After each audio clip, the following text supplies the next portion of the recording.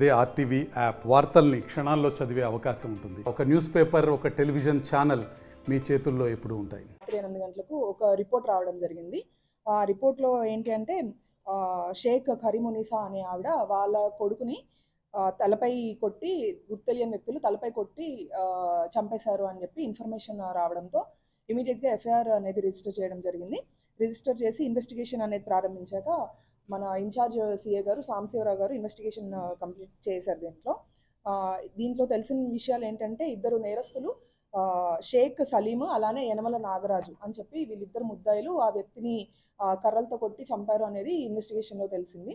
So దీంట్లో ఆ రోజు నుంచి ముద్దాయిల్ని పట్టుకోవడం కోసము పలు టీమ్స్ అనేవి కంప్లీట్గా తిరగడం జరుగుతున్నాయి.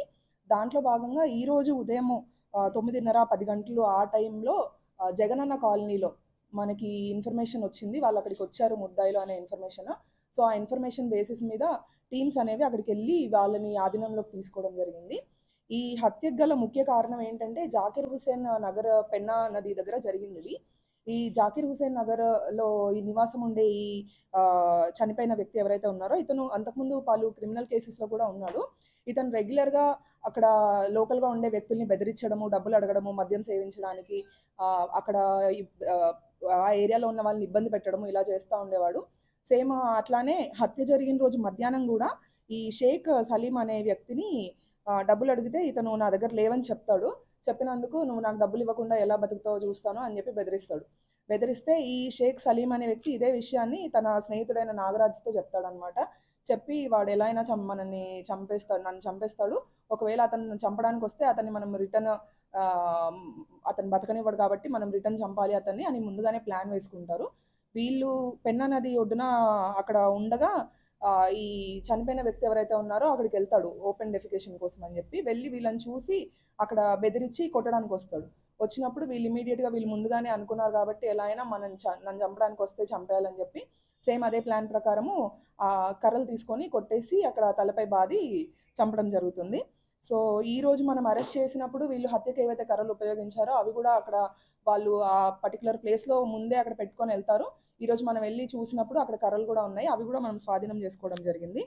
సో ఈ కేసులో ముఖ్యంగా ఇన్ఛార్జ్ సిఏ గారు సాంబశివరావు గారు, అలాగే రెహమాన్ ఎస్ఐ శివయ్య అండ్ ఏఎస్ఐలు నర్సయ్య, ప్రసాద్, మిగతా పీసీలు అందరూ కలిసి వీళ్ళని ఇన్ఫర్మేషన్ అనేది పర్టికులర్గా వచ్చినప్పుడు ఛేదించి వీళ్ళని పట్టుకోవడం అనేది జరిగింది.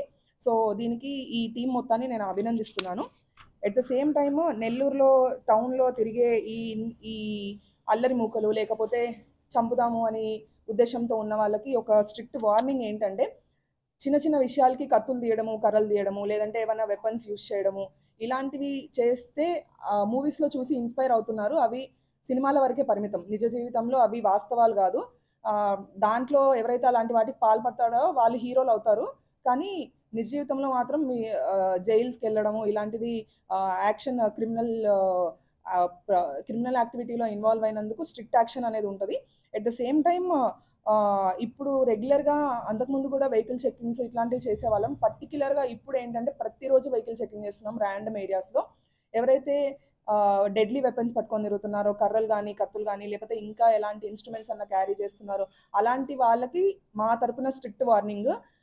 మాకు దొరికితే మాత్రం మీ లైఫ్ స్పాయిల్, ఈ మాట గుర్తుంచుకోండి. మాకు దొరికితే మాత్రం ఖచ్చితంగా వదిలిపెట్టేది లేదు. రీసెంట్ కూడా ఎవరి దగ్గర అయితే వెపన్స్ దొరికాయో వాళ్ళపైన ఆర్మ్స్ యాక్ట్ విధించడం జరిగింది, రిమాండ్ కూడా ఇచ్చారు. ఎట్ ద సేమ్ టైమ్ ఈ కొద్ది రోజుల్లో చాలా మంది పైన పీడీ యాక్ట్ కూడా పెట్టాము. ఇప్పుడు కూడా ఇంకా రెడీగా ఉన్నాయి ప్రపోజల్స్ పీడీ యాక్ట్ పెట్టి వాళ్ళని జైలుకి రిమాండ్కి పంపించడానికి. ఎవరెవరైతే రౌడీ షీటర్స్ ఉన్నారో వాళ్ళ వెనకాల తిరిగి అల్లరి మూకలు ఎవరైతే ఉన్నారో వీళ్ళందరూ గుర్తుంచుకోవాల్సిన విషయాలు. అన్నెసరీగా మీ లైఫ్ స్పాయిల్ చేసుకోవద్దు. మా టీమ్స్ కూడా మఫ్టీలో తిరుగుతున్నాయి ఐడెంటిఫై చేయడానికి. ప్రతి ఏరియాలో ఉన్న ఈ ట్రబుల్ మాంగర్స్ ఎవరైతే ఉన్నారో వాళ్ళని ఐడెంటిఫై చేసి స్టేషన్స్కి తీసుకొచ్చి కౌన్సిలింగ్ చేపించి అట్లానే ఆర్డీఓ గారి ముందు బైండ్ ఓవర్ కూడా చేపిస్తున్నాము. ఒకసారి బైండ్ ఓవర్ అయిన తర్వాత మీరు ఏదన్నా చిన్న క్రైమ్లో ఇన్వాల్వ్ అయినా, అది ఎంత సింపుల్ క్రైమ్ అయినా కూడా హీనియస్ పనిష్మెంట్ అనేది ఉంటుంది. ఈ విషయాన్ని గుర్తుంచుకోవాలి. ఇంకోటి పేరెంట్స్ది చాలా ఇంపార్టెంట్ పాత్ర. పిల్లలు ఏం చేస్తున్నారు, వాళ్ళు ఎక్కడికి వెళ్తున్నారు, వాళ్ళ బిహేవియర్ ఏంటి అనేది ఒకవేళ మీకు కనుక వాళ్ళ ప్రవర్తనలో డిఫరెన్స్ అనిపించినా లేకపోతే వాళ్ళు అల్లరిచిల్లలుగా తిరుగుతున్నారు, మాట వినట్లేదు అనే ఇన్ఫర్మేషన్ ఉన్నా మాకు ఇమ్మీడియట్గా ఇన్ఫర్మేషన్ ఇవ్వండి, మేము వాళ్ళకి మా స్టైల్లో కౌన్సిలింగ్ ఇస్తాము, ఇచ్చి వాళ్ళని బైండ్ ఓవర్ చేయడము, లీగల్గా వాళ్ళని కట్టుదిట్టం చేయడం జరుగుతుంది. ఎట్ ద సేమ్ టైం ఈ లేట్ నైట్స్ అనవసరంగా తిరిగే వాళ్ళ మీద స్ట్రిక్ట్ యాక్షన్ అనేది ఉంటుంది. ఆఫ్టర్ 11 ఎవరికైనా ఏం పని ఉంటుంది? ఆఫ్టర్ 11 బయట తిరగాల్సిన అవసరం ఏముంది? అందరికీ ఏదన్నా ఇంపార్టెంట్ పని, మెడికల్ ఎమర్జెన్సీ, లేకపోతే ప్రాపర్ ప్రూఫ్స్తో బయటికి రావాలి. ప్రాపర్ ప్రూఫ్స్ లేకుండా బయటికి వచ్చిన వాళ్ళు కనబడితే మాత్రం అస్సలు ఊరుకునేది లేదు. స్టేషన్స్కి పట్టుకెళ్ళి వాళ్ళ మీద ఇమ్మీడియట్గా లీగల్ యాక్షన్, చాలా స్ట్రిక్ట్ లీగల్ యాక్షన్ ఉంటుంది ప్రూఫ్ చూపించకుండా తిరిగితే మాత్రం. At the same time finger prints devices కూడా యూజ్ చేసి ఫింగర్ ప్రింట్స్ స్కాన్ చేస్తున్నాము.